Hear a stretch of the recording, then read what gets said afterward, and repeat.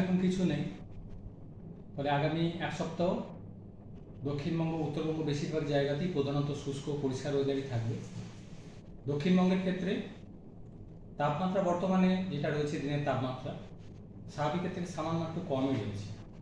এই সময় স্বাভাবিক সর্বোচ্চ তাপমাত্রা বেশিরভাগ জায়গাতেই দক্ষিণবঙ্গে প্রায় 35 ডিগ্রির কাছাকাছি থাকার কথা। কলকাতার পার্শ্ববর্তী অঞ্চলে গত 24 ঘন্টা টেম্পারেচার ছিল 32 থেকে 33-এর মধ্যে, অর্থাৎ যে সময় স্বাভাবিক 35 ডিগ্রি থাকার কথা তার থেকে 2 ডিগ্রি মতো প্রায় কম।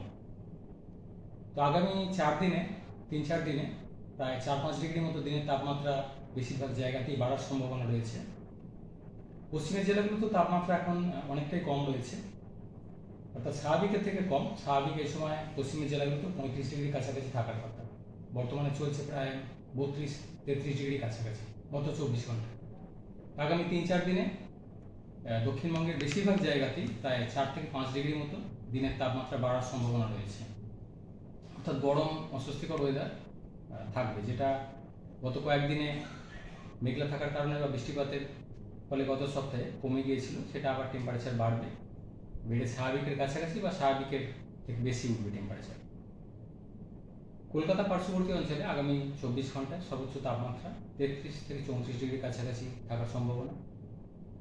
পরবর্তী 3-4 দিনে বেড়ে প্রায় 36 ডিগ্রির কাছাকাছি পৌঁছে যাওয়ার সম্ভাবনা রয়েছে কলকাতা পার্শ্ববর্তী অঞ্চলে।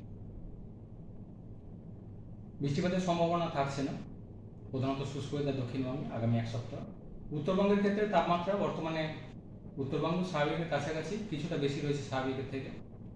তো আগামী 3-4 দিনে উত্তরবঙ্গেও 3 থেকে 5 ডিগ্রি মতো টেম্পারেচার বাড়ার সম্ভাবনা রয়েছে, অর্থাৎ গরম উত্তরবঙ্গের ক্ষেত্রেও বাড়বে। বৃষ্টিপাতের সম্ভাবনা বলতে প্রধানত শুষ্ক ওয়েদার থাকবে উত্তরবঙ্গের জেলাগুলোতে।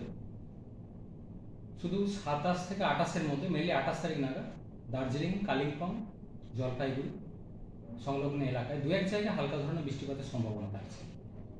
দার্জিলিংয়ের ক্ষেত্রে 27 থেকে 28-এর মধ্যে এবং জলপাইগুড়ি, কালিম্পং 28 তারিখ নাগাদ 2-1 জায়গায় লোকালাইজ ধরনের অ্যাক্টিভিটির কারণে হালকা ধরনের বৃষ্টিপাত, থান্ডারস্টর্ম অ্যাক্টিভিটির সম্ভাবনা। এছাড়া উত্তরবঙ্গের অন্যান্য জেলাগুলো প্রধানত শুষ্ক ওয়েদারে থাকার সম্ভাবনা আগামী এক সপ্তাহ।